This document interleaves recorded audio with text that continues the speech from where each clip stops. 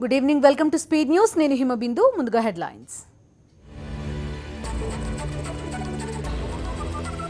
ప్రత్యేక హోదాపై దద్దరిల్లిన AP assembly. సభ సాక్షిగా చంద్రబాబు తీరును బయటపెట్టిన జగన్.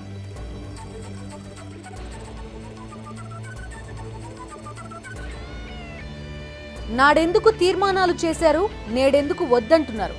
హోదాపై టీడీపీ ద్వంద్వ వైఖరిని కడిగేసిన వైఎస్ జగన్. ప్రత్యేక సాయం చేశారు, అదే 10,000. ధన్యవాద తీర్మానం పెట్టి మరీ పొగిడిన చంద్రబాబు.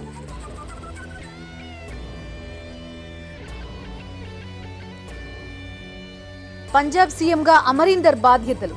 వేద మంత్రాల మధ్య మొదటి సంతకం.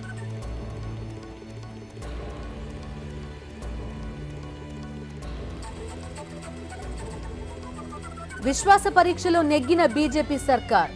5 ఏళ్లు అధికారంలో ఉంటామని పారికర్ ధీమా.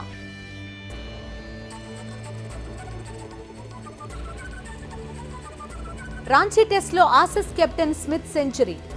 4 వికెట్లకు 299 పరుగులు చేసిన ఆస్ట్రేలియా.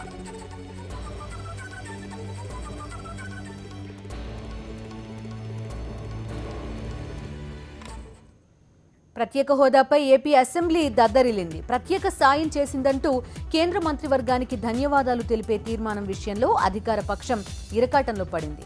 హోదాకు మించిన సాయం కేంద్రం చేస్తోందంటూ అసెంబ్లీలో ప్రకటించిన చంద్రబాబు ఆ తర్వాత కొద్దిసేపటికే ప్రతిపక్షం లేవనెత్తిన ప్రశ్నలతో ఇబ్బందుల్లో పడ్డారు. హోదాతో రావాల్సిన అన్ని ప్రయోజనాలు కేంద్ర సాయంతో వస్తాయని ముఖ్యమంత్రి చంద్రబాబు ప్రకటించారు. 14వ ఫైనాన్స్ కమిషన్ ఇవ్వొద్దని సిఫార్సు చేసినందునే హోదాను వదులుకున్నామని చంద్రబాబు చెప్పారు. దీనిపై పూర్తి సాక్ష్యాధారాలతో సభలో తన వాదన వినిపించారు వైఎస్ జగన్. 14వ ఫైనాన్స్ కమిషన్ చైర్మన్ వైవి రెడ్డితో పాటు జగన్ ఆంధ్రప్రదేశ్కు ప్రత్యేక హోదా ఇవ్వొద్దని ఫైనాన్స్ కమిషన్ ఎప్పుడూ చెప్పలేదని, ఎవరికి సిఫార్సు చేయలేదన్న వారి ప్రకటనని చదివి వినిపించారు జగన్. పైగా హోదా కావాలంటూ ఎన్నికల సమయంలో చేసిన డిమాండ్లని గుర్తు చేశారు. ముఖ్యమంత్రి అయిన తర్వాత ఇదే సభలో 2 సార్లు హోదా కావాలంటూ టీడీపీ సర్కార్ చేసిన తీర్మానాలను కూడా జగన్ గుర్తు చేశారు. అప్పుడు కావాల్సిన హోదా ఇప్పుడు ఎందుకు వద్దని ప్రశ్నించారు. ప్రతిపక్ష నేత నుంచి ఊహించని ప్రశ్న తలెత్తడంతో చంద్రబాబు పాత ఆరోపణలను వల్లెవేశారు. ఆయనతో పాటు టీడీపీ ఎమ్మెల్యేలు వ్యక్తిగత విమర్శలకు దిగడంతో సభ హోరెత్తింది. అదే గందరగోళం మధ్య ధన్యవాద తీర్మానాన్ని ఆమోదించారు స్పీకర్.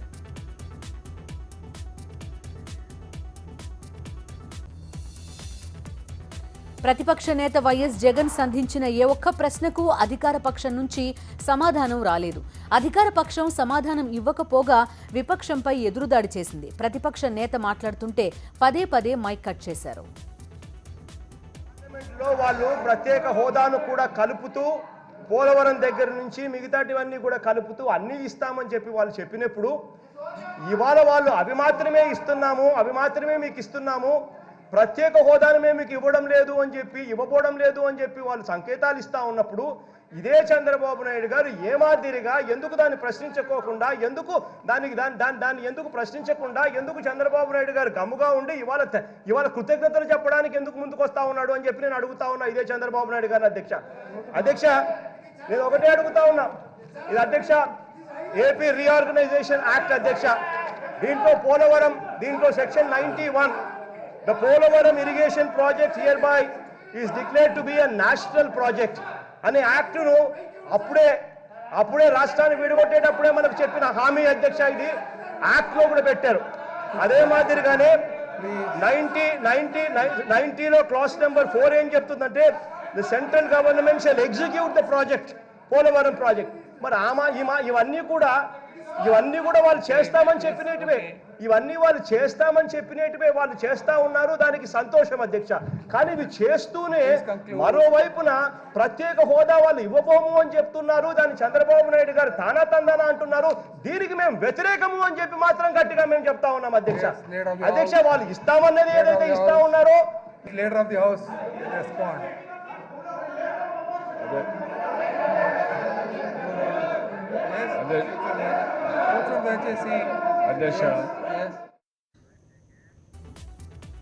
స్పెషల్ స్టేటస్ ని 14వ ఫైనాన్స్ కమిషన్ తిరస్కరించిందని చంద్రబాబు చెప్పారు.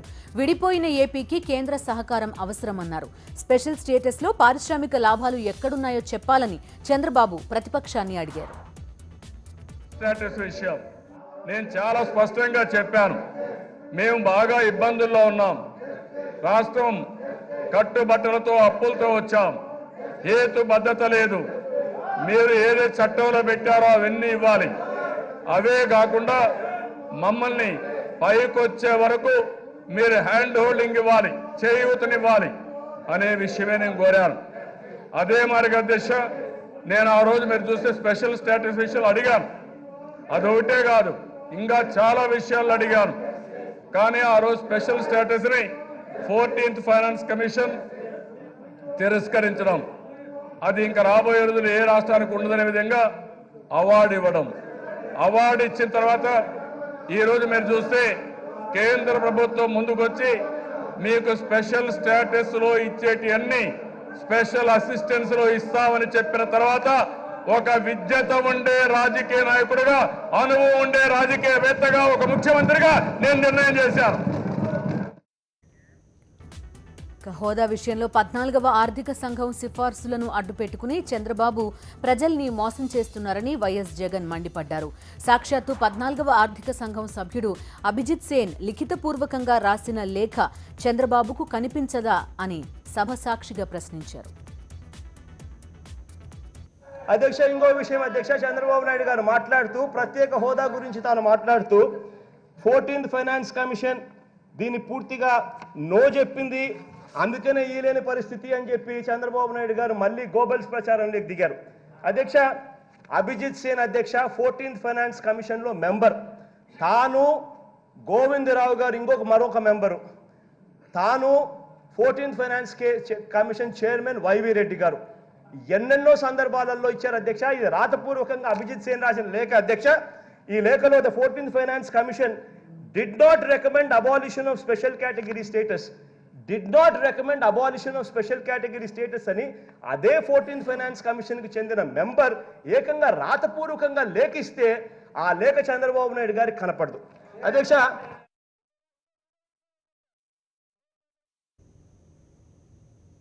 మనకు ఒక స్పెషల్ స్టేటస్ ఇవ్వాలి. 5 సంవత్సరాలు ఇచ్చారు. నేను నరేంద్ర మోడీ గారిని కోరుతున్నా, 15 సంవత్సరాలు ఇవ్వండి. 5 సంవత్సరాల్లో ఇండస్ట్రీ రావాలంటే 2-3 ఏళ్ళు అవుతుంది. అది ప్రారంభమయ్యే లోపల ఆ స్టేటస్ పోతే మళ్ళీ అభివృద్ధి ఆగిపోతుంది. అందుకని కనీసం 15 సంవత్సరాలు స్పెషల్ స్టేటస్ ఇమ్మని చెప్పి వారిని కోరుతున్నా. అదే మరి కొంతమంది కావాలని కన్ఫ్యూజ్ చేసి స్పెషల్ స్టేటస్ ఇస్తే ఇది ఒక సంజీవని కింద అన్నీ అయిపోతాయని. ఏం వస్తాయండి? 2 వస్తాయి. ఆ 2లో ఏంటి? 1 EAP, 2 central sponsor schemes. Central sponsor schemes తగ్గించేశారు, 62 నుంచి 52%కి వచ్చింది. ఈఏపీ వచ్చే కొద్దిగా ఎంత వచ్చింది? ఎన్ని ప్రాజెక్ట్స్ ఇస్తే గవర్నమెంట్ ఆఫ్ ఇండియా, అది మళ్ళీ వాళ్ళు క్యాబినెట్లో తీసి వాళ్ళు పాస్ చేయాలి. ఎన్ని ఇస్తే వస్తాయి. నేను అడిగింది ఫస్ట్, నా డిమాండ్ స్పెషల్ స్టేటసే. వారు కాదని ఇంకా ఎక్కువ డబ్బులు ఇస్తున్నారు అనుకో, ఇంక నీకు బాధ ఏముంది? ఇంకా ఎక్కువ డబ్బులు ఇస్తే నేను కాదన్నా కదా. కాదు, కోడలు మగబిడ్డ కంటారంటే అత్తొద్దు అంటున్నా. ఈ యొక్క స్పెషల్ స్టేటస్తోనే మొత్తం అయిపోతుంది, స్వర్గం అయిపోతుందని చెప్పి మాట్లాడుతున్నారు. 10 ఏళ్ళు స్పెషల్ స్టేటస్ వచ్చిన రాష్ట్రాలు స్వర్గాలు అయిపోలేదు. What is the reason? ఏదైతే ఈ రోజు ఇచ్చిన దాన్ని అభినందిస్తూనే వాళ్ళు ఎంత ఇచ్చినా తీసుకోవడం, మనం ముందుకు పోవడం తప్ప వేరే మార్గం లేదు. We have to fight, we have to go far move. Polavaram ప్రాజెక్టుపై ఏపీ అసెంబ్లీలో అధికార విపక్షాల మధ్య మాటల యుద్ధం సాగింది. పోలవరంపై చంద్రబాబు ప్రకటన చేస్తూ విపక్షంపై విమర్శలు గుప్పించారు. దీనికి వైఎస్ జగన్ సమాధానం చెప్తుండగా అధికార పక్ష సభ్యులు పదే అడ్డు తగిలారు. పోలవరం ప్రాజెక్టు తన స్వప్నం అన్నట్టుగా చెప్పుకుంటున్న చంద్రబాబు 9 ఏళ్లు అధికారంలో ఉండగా పోలవరం నిర్మాణం కోసం పైసా కూడా ఖర్చు చేయలేదన్నారు ప్రతిపక్ష నేత వైఎస్ జగన్. దివంగత నేత వైఎస్ రాజశేఖర రెడ్డి హయాంలోనే పోలవరం ప్రాజెక్టు నిర్మాణానికి 5,525 కోట్ల రూపాయలు ఖర్చు చేసిన విషయాన్ని గుర్తు చేశారు. పోలవరం ప్రాజెక్టుకి జాతీయ హోదా దక్కిన తర్వాత 3 ఏళ్లలో కేవలం 3,300 కోట్లే ఖర్చు చేయడం సిగ్గుచేటన్నారు. పోలవరం ప్రాజెక్ట్ అన్నది చంద్రబాబు నాయుడు గారి స్వప్నం అన్నట్టుగా. అధ్యక్ష, ఇంతకు ముందు కూడా 9 సంవత్సరాలు చంద్రబాబు నాయుడు గారు ముఖ్యమంత్రిగా ఉన్నారు అధ్యక్ష. పోలవరం ప్రాజెక్టుకు రూపాయి అంటే రూపాయి కూడా ఖర్చు పెట్టలే. 9 ఏళ్ళు ముఖ్యమంత్రిగా ఉన్న ఇదే పెద్ద మనిషి అప్పుడు. ఇవాళ అధ్యక్ష, ఇవాళ ఇదే పోలవరం ప్రాజెక్టుకు సంబంధించి పోలవరం ప్రాజెక్టుకు టోటల్గా ఎంత ఖర్చు పెట్టారు అని చెప్పి లెక్కలు చెప్పారు. ఆ లెక్కలకు చెప్పిన 8,800 కోట్ల రూపాయల్లో 5,555 కోట్ల రూపాయలు చంద్రబాబు నాయుడు గారు ముఖ్యమంత్రి కాకమునిపే దివంగత నేత ప్రీతమ నాయకుడు రాజశేఖర రెడ్డి గారు చంద్రబాబు. అధ్యక్ష, ఆ రోజు పోలవరం ప్రాజెక్టుకు నేషనల్ ప్రాజెక్ట్ స్టేటస్ లేదు. అయినా కూడా రాష్ట్ర ప్రభుత్వం డబ్బులు ఖర్చు పెట్టి కుడి కాలువ 172 కిలోమీటర్ల కుడి కాలువలో 144 కిలోమీటర్లు పూర్తి చేసిన ఘనత ఆ దివంగత నేత ప్రీతమ నాయకుడు రాజశేఖర రెడ్డి గారు. ఎడమ కాలువ 182 కిలోమీటర్లలో 135 కిలోమీటర్లు పూర్తి చేసిన ఘనత దివంగత నేత ప్రీతమ నాయకుడు రాజశేఖర రెడ్డి గారు. అధ్యక్ష, చంద్రబాబు నాయుడు గారు చెప్తూ చంద్రబాబు నాయుడు గారు ముఖ్యమంత్రి అయిన తర్వాత మనకు పోలవరం ప్రాజెక్టు నేషనల్ ప్రాజెక్టుగా చేసిన తర్వాత కూడా 3 ఏళ్లుగా వస్తూ ఉంది. ఈ 3 ఏళ్ల కాలంలో చంద్రబాబు నాయుడు గారు ఖర్చు పెట్టింది ఎంత అంటే కేవలం 3,300 కోట్ల రూపాయలు మాత్రమే ఖర్చు పెట్టారని చెప్పుకునే దానికి సిగ్గుపడాలి అధ్యక్ష. వైఎస్ఆర్సీపీ ఎమ్మెల్యే రోజాను మరో ఏడాది పాటు సస్పెండ్ చేయాలని ప్రివిలేజ్ కమిటీ సిఫార్సు చేసింది. సస్పెన్షన్ విషయంలో తుది నిర్ణయాన్ని సభకే వదిలిపెట్టినట్టు ప్రివిలేజ్ కమిటీ తెలిపింది. ఈ మేరకు ఎమ్మెల్యే రోజా సస్పెన్షన్పై సభ్యులకు ప్రివిలేజ్ కమిటీ నివేదిక అందజేసింది.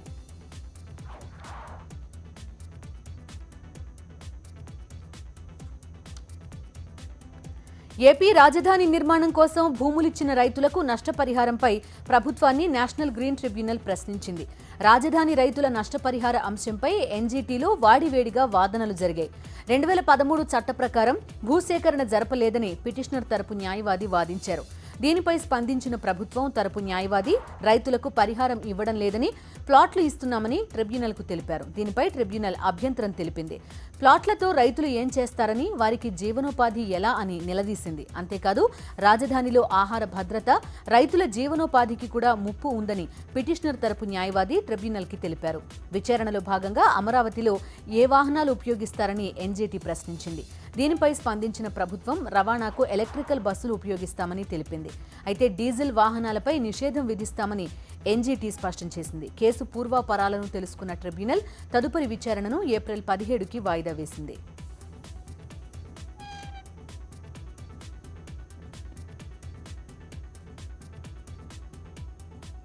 ఏపీలో స్థానిక సంస్థల ఎమ్మెల్సీ ఎన్నికలకు రంగం సిద్ధమైంది. రేపు నెర్నూలు, కర్నూలు, వైఎస్ఆర్ జిల్లాల్లో మొత్తం 3 స్థానాలకు ఎన్నికలు జరగనున్నాయి. ఉదయం 8 గంటల నుంచి పోలింగ్ జరగనుంది. ఎన్నికల దృష్ట్యా ఆయా జిల్లాల్లో అధికారులు విస్తృత ఏర్పాట్లు చేశారు. ఎలాంటి అవాంఛనీయ ఘటనలకు తావు లేకుండా పటిష్టమైన బందోబస్తుతో పాటు సీసీ కెమెరాలు ఏర్పాటు చేశారు. ఓటర్లు నిర్భయంగా ఓటు హక్కు వినియోగించుకోవాలని పిలుపునిచ్చారు.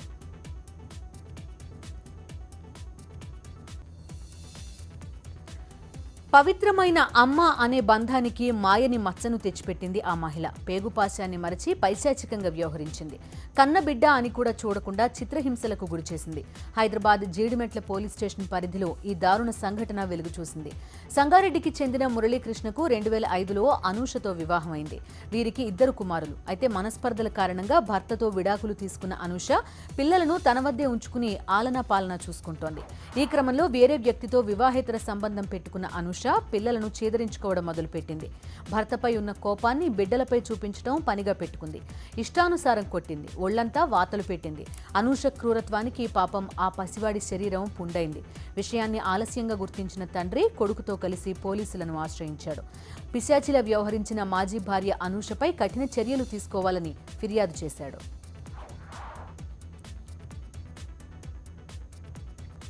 అగ్రిగోల్డ్ బాధితులు 105 మంది ఆత్మహత్య చేసుకున్న ప్రభుత్వం పట్టించుకోకపోవడం దారుణమని ఆ సంస్థ బాధితులు సిపిఐ ఆధ్వర్యంలో విజయనగరంలో రాస్తారోకో నిర్వహించారు.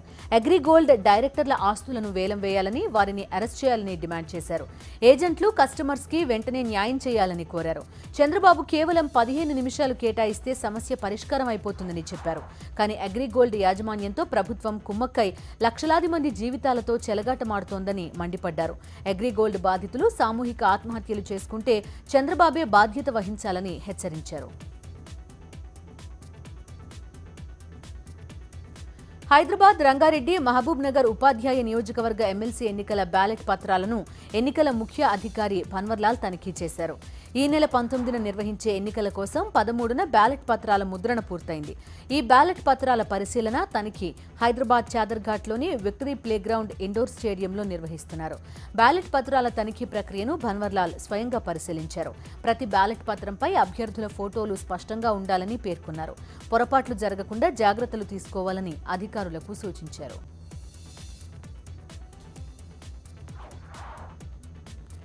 గిట్టుబాటు ధర లేక కష్టంలో ఉన్న కంది రైతులకు మరో దెబ్బ తగిలింది. కంది పంటను అమ్ముకునేందుకు ఆదిలాబాద్ మార్కెట్కు తెచ్చి కుప్పలు పోసుకున్న రైతులకు వరుణుడు తీరని నష్టాన్ని మిగిల్చాడు. రాత్రి కురిసిన వర్షానికి మార్కెట్లోని కంది కుప్పలు తడిసిపోయాయి. దీంతో రైతులు తీవ్ర ఆవేదన చెందుతున్నారు. మార్కెట్ అధికారులు జాప్యం చేయకుండా తమ పంటను కొనుగోలు చేసుకుంటే ఈ పరిస్థితి వచ్చేది కాదంటున్నారు. తాము నష్టపోయిన పంటకు పరిహారం చెల్లించాలని డిమాండ్ చేస్తున్నారు.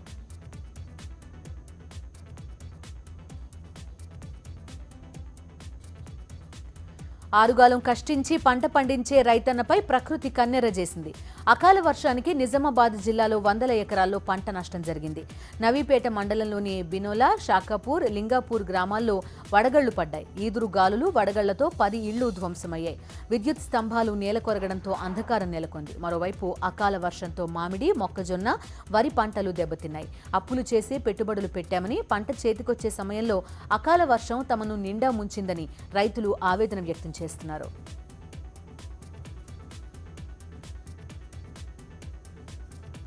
మైనార్టీల సంక్షేమానికి రిజర్వేషన్లకు పాటుపడతానని Telangana minority corporation chairman Syed Akbar Hussain తెలిపారు. ప్రభుత్వం ప్రవేశపెడుతున్న సంక్షేమ పథకాలు మైనార్టీలకు అందేలా కృషి చేస్తానని కరీంనగర్లో తెలిపారు. మైనార్టీ కార్పొరేషన్ చైర్మన్ గా బాధ్యతలు స్వీకరించిన అనంతరం తొలిసారి కరీంనగర్కి వచ్చిన అక్బర్ హుస్సేన్ కు మేయర్ రవీందర్ సింగ్ ఆధ్వర్యంలో పార్టీ కార్యకర్తలు, అభిమానులు ఘనస్వాగతం పలికారు. నగరంలో భారీ ర్యాలీ నిర్వహించారు. పార్టీ ఆవిర్భావం నుంచి కార్యకర్తగా పనిచేసిన తనకు సీఎం కేసీఆర్ తగిన గుర్తింపు ఇచ్చి గురుతర బాధ్యత అప్పగించారని తెలిపారు. మైనార్టీల సంక్షేమానికి తెలంగాణ ప్రభుత్వం కృషి చేస్తుందని, తాజా బడ్జెట్లో మైనార్టీ కార్పొరేషన్కి 12,054 కోట్లు కేటాయించడం అభినందనీయమన్నారు.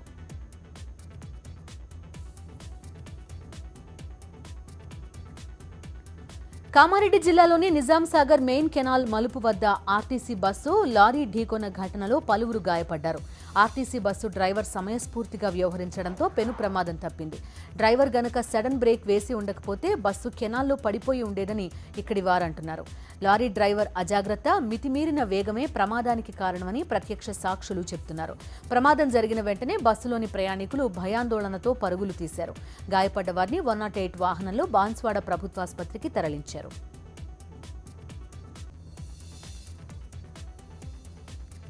అంతర్రాష్ట్ర దొంగల ముఠాను హైదరాబాద్ పోలీసులు అదుపులోకి తీసుకున్నారు. పట్టుబడిన నిందితులు ఇద్దరు తమిళనాడు, తెలంగాణలోని చోరీలకు పాల్పడ్డట్టు పోలీసులు తెలిపారు. ఇళ్లలోనే కాదు, బ్యాంకుల్లో చోరీకి ప్రయత్నించిన కేసులో వీరు నిందితులని తెలిపారు. వీరి నుంచి 20 తులాల బంగారం స్వాధీనం చేసుకున్నారు. వైజాగ్లోని ముతూట్ ఫైనాన్స్లో చోరీ కేసులో వీరి ప్రమేయం ఉన్నట్టు సమాచారం. వీరిద్దరిపై మొత్తం 29 కేసులున్నట్టు పోలీసులు తెలిపారు. పాత కరెన్సీ నోట్లు మార్పిడి చేస్తున్న ముఠా గుట్టురట్టు చేశారు హైదరాబాద్ టాస్క్ ఫోర్స్ పోలీసులు. నిందితుల నుంచి 44 లక్షల పాత నోట్లను స్వాధీనం చేసుకున్నారు. ఎస్ఆర్ నగర్ పిఎస్ పరిధిలోని బీకేగూడలో మోర్ సూపర్ మార్కెట్ వద్ద పాత నోట్లు మారుస్తుండగా వెస్ట్ జోన్ టాస్క్ ఫోర్స్ పోలీసులు మెరుపు దాడి చేసి ముగ్గురిని అదుపులోకి తీసుకున్నారు. పట్టుబడిన వారిని నంద్యాలకు చెందిన కృష్ణారెడ్డి, విజయవాడకు చెందిన శ్రీధర్, పిడుగురాళ్లకు చెందిన శ్రీనివాస్ గా గుర్తించారు.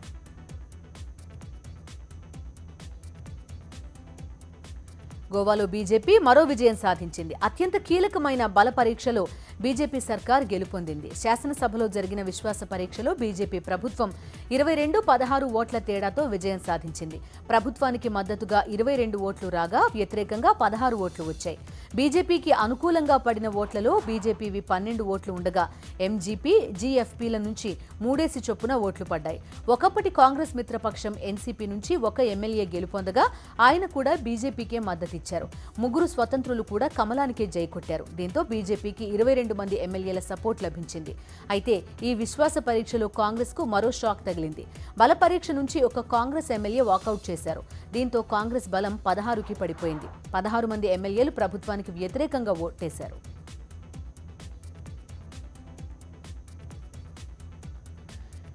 ఇటీవల జరిగిన గోవా శాసనసభ ఎన్నికల్లో బీజేపీ 13, కాంగ్రెస్ 17 సీట్లు గెలుచుకున్నాయి. Maharashtrawadi Gomantak party 3, Goa forward party 3, NCP 1 seat గెలుచుకోగా 3 స్వతంత్రులు కూడా గెలుపొందారు. ఏ పార్టీకి స్పష్టమైన మెజారిటీ రాకపోవడంతో స్థానిక పార్టీల మద్దతు కీలకంగా మారింది. దీంతో బీజేపీ హైకమాండ్ వేగంగా పావులు కదిపింది. ఎంజీపీ, జీఎఫ్పీ 3 స్వతంత్రుల మద్దతు సాధించిన బీజేపీ వెంటనే గవర్నర్ని కలిసింది. స్పందించిన గవర్నర్ ప్రభుత్వ ఏర్పాటుకు అవకాశం ఇచ్చి 15 రోజుల్లో బలం నిరూపించుకోవాలని ఆదేశించారు. ఆలస్యంగా స్పందించిన కాంగ్రెస్ సుప్రీంకోర్టుని ఆశ్రయించింది. స్పందించిన కోర్టు గురువారమే విశ్వాస పరీక్ష నిర్వహించాలని ఆదేశించింది. ఈ నేపథ్యంలో ఇవాళ గోవా శాసనసభ ప్రత్యేకంగా సమావేశమైంది. మొదట ఎమ్మెల్యేల ప్రమాణ స్వీకారం జరిగింది. అనంతరం విశ్వాస పరీక్షపై ఓటింగ్ జరిగింది.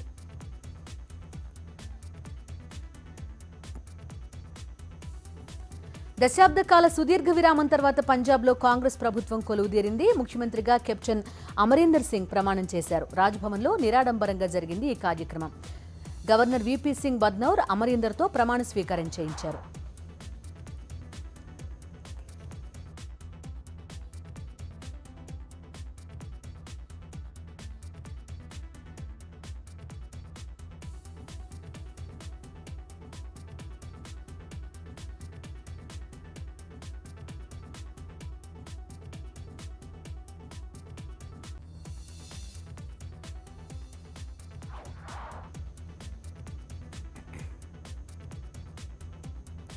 ఉత్తరప్రదేశ్, ఉత్తరాఖండ్లో బీజేపీ ఘన విజయం సాధించడంపై ప్రధానమంత్రి నరేంద్ర మోదీకి బీజేపీ నాయకత్వం అభినందనలు తెలిపింది. ఈ మేరకు బీజేపీ పార్లమెంటరీ పార్టీ సమావేశంలో ఓ తీర్మానం చేశారు. ఢిల్లీలో బీజేపీ పార్లమెంటరీ పార్టీ సమావేశం జరిగింది. ప్రధాని నరేంద్ర మోదీ, పార్టీ చీఫ్ అమిత్ షా, అగ్రనేత అద్వానీ సహా పలువురు కేంద్ర మంత్రులు, పార్టీ కీలక నేతలు ఈ భేటీకి హాజరయ్యారు. యూపీ, ఉత్తరాఖండ్లలో పార్టీ గెలుపుకు సహకరించిన నేతలు, కార్యకర్తలకు మోదీ కృతజ్ఞతలు తెలిపారు. అలాగే పార్లమెంట్లో అనుసరించాల్సిన వ్యూహంపై ఈ సమావేశంలో చర్చించారు.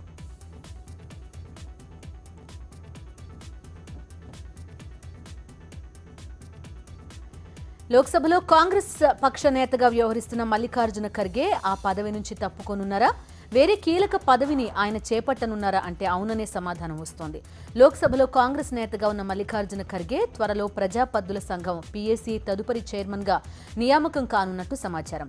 కాంగ్రెస్కే చెందిన కేవీ థామస్ ప్రస్తుతం పీఏసీ చైర్మన్గా వ్యవహరిస్తున్నారు.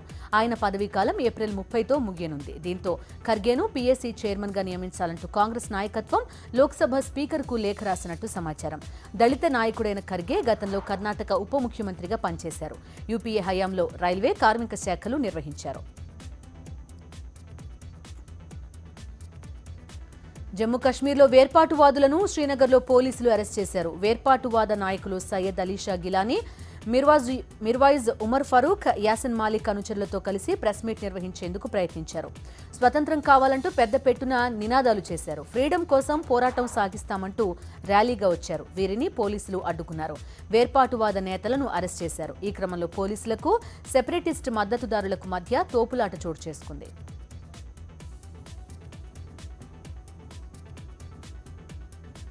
పోలీస్ వృత్తి అంటేనే క్రమశిక్షణతో కూడుకుంది. సమాజం గాడి తప్పకుండా రక్షణ కల్పించాల్సిన బాధ్యత పోలీసులపై ఉంటుంది. కానీ పోలీసులే గాడి తప్పారు.